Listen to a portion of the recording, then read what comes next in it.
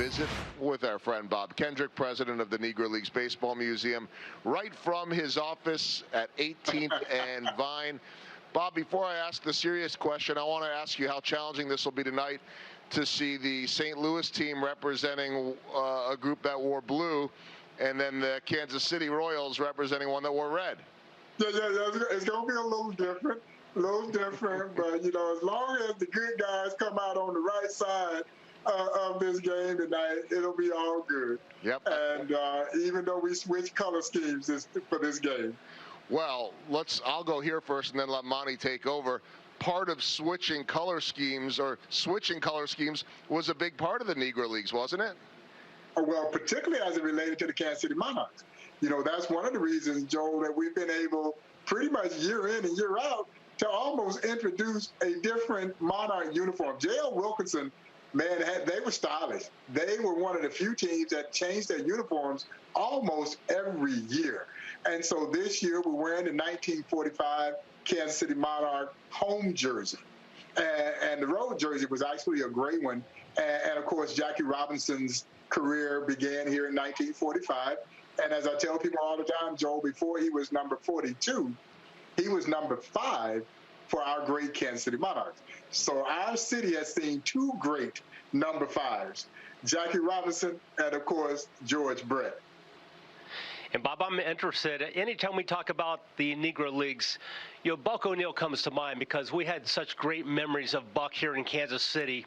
And I want you to kind of put yourself in Buck's shoes and say he's at the ballpark tonight. What would be the one thing here that would make him the most proud about this salute to the Negro Leagues? You know, Monty, I thought about Buck frequently back in August when Major League Baseball did the national salute and of course, the Royals' continuation of our annual salute. And I thought back and I reflected to when I first met him back in 1993. And I asked him then, what motivated you to build or want to build a Negro Leagues museum? What he said to me was succinct but so profound. So that we would be remembered. Tonight, they're being remembered. August 16th, when we had our National Day of Recognition, they were being remembered. And, Monty, they're being remembered perhaps in a way in which Buck O'Neil likely would have never dreamt that they would be remembered and celebrated. And that's what we see tonight. Every time one of those young athletes put on that Negro Leagues uniform, I don't care whether it's the Monarchs or the St. Louis Stars, or the Pittsburgh Crawfords, or the Detroit Stars, the Milwaukee Bears, we all are filled with tremendous pride here at the Negro Leagues Baseball Museum. And I know Buck would be feeling that same kind of joy and pride. Well, I remember during my playing days when we would wear those uniforms, the smile that would be on Buck's face. And he always had a smile on his face, but it was a bigger smile on those particular days that we did wear those uniforms.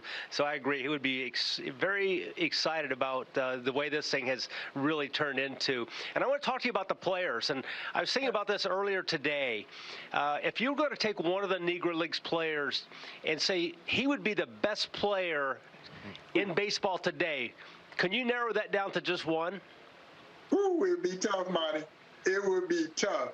But for me, and I know everybody loves the center field, and Buck loved the center field. So his guy would have been Oscar Charleston, who was absolutely a transformative kind of player. Charleston would have been a star in this game today. Matter of fact, he'd be a huge star in this game today. But for me, it would be Josh Gibson.